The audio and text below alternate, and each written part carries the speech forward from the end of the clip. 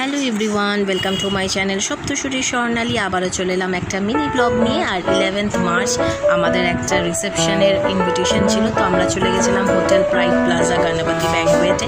তো চলে যাওয়ার পরেই দেখতে পাচ্ছ প্রথমে, তারপরে আমরা চলে গেলাম যাদের রিসেপশন তাদের সাথে দেখা করতে। তারপরে আমরা অনেকে সবাই গল্প করেছি, অনেক ছবি তুলেছি। তারপরে চলে গেছি স্টার্টার কাউন্টারে। স্টার্টারে ছিল chicken steam momo, hariyali chicken kebab, fish finger আর ছিল বেবি কর্ন।